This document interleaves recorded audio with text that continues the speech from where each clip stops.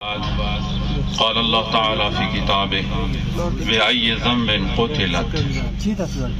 دما محترم و معزز و جنازه تشییع شرکاو دی شهید وارثانو د ضلع کرم تمام مؤمنین همیشه لپاره د مشکلاتو د تکلیفو د دهشتګردي مقابله کړې دي، صبر سره، تحمل سره، برداشت سره مصیبتونه لیدلې دي. زه د دې ټولو ضلع کرم شهداو ته بیا خاص کر کوم نن دا شهید دی خپل طرف نه د زړه ګهرایو نه سلام عرض کوم. یقینا شهداو خدای سره ډېر لوی اجر دی، عظمت دی،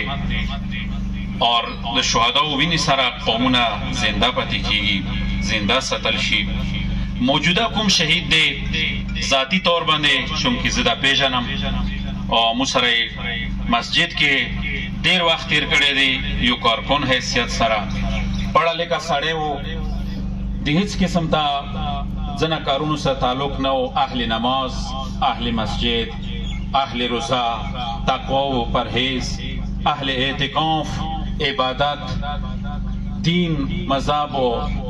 همکاری و همدردی ولا کس و غریبانو سره همدردی لرله.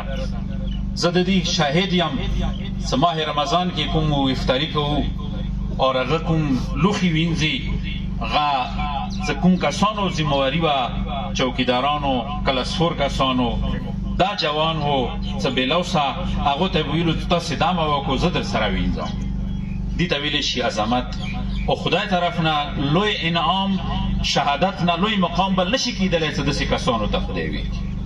بس دا د دې لوی مقام و عظمت و خدای ورته دا مقام ویر کړلو چې بې ګناه شهید شولو، د هېڅ ګناه نشته دی، د هېڅ قسم ته چا سره څه هوا دوا نه وه. د مو ټول شهدا پروردگار عالم سالار شهدای اسلام حضرت سید شهدا و امام حسین علیه السلام سره محشور وګرځوي.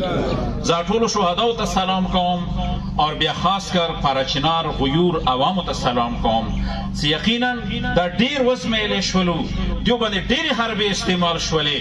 لیارې بند شولې، په کلونو کلونو په افغانستان باندې دو خپل آمد و رفت سلسله وکړله، دو هر قسم ته حربې وزمیلې، دماکې وکړلې.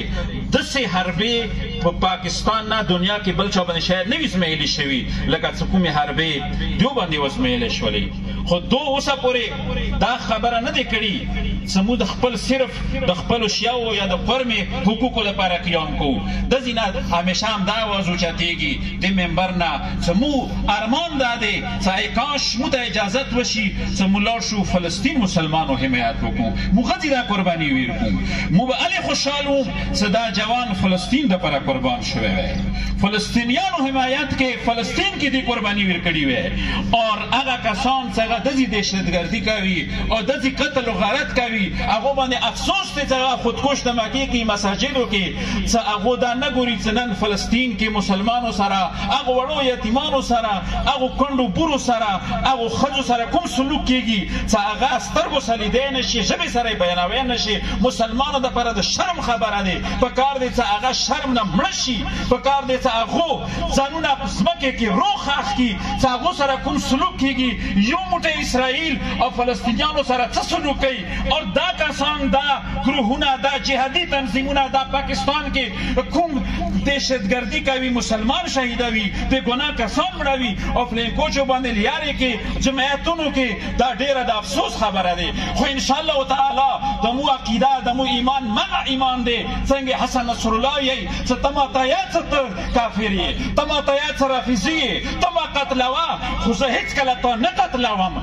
زه ته کلمه یې، زه کلمې ورور خپل ورور بولم چې هغه مسلمان دی، چې هغه قرآن مني، هغه رسول الله مني. زه به تا نه دفاع کوم او زه به د تا حمایت کوم او د تا دا منصوبه به انشاءالله تعالی ډېر زر و نه زر ناکامه ګرځيږي او ټول مسلمانان به ان شاء الله تعالی ورونه شي او لکه څنګه تاسو ګورو چې اوس فلسطین کې د مسجد الاقصی هغه پیش نماز او هغه خطیب چې هغه څو کاله مخکې د امام حسین علیه السلام په باره کې کوم څه ویلي وو هغه باندې هغه توبه وکړله نن ته ګورې چې یو کس خیمانېږي هغه د یې څه اصحاب الحسین وقد خطأت زه په غلطي باندې یم حسین په حق باندې دی حسین په حق باندې دی بیبي په حق باندې دی د بیبي منونکي په حق باندې دی د حسین منونکي په حق باندې دی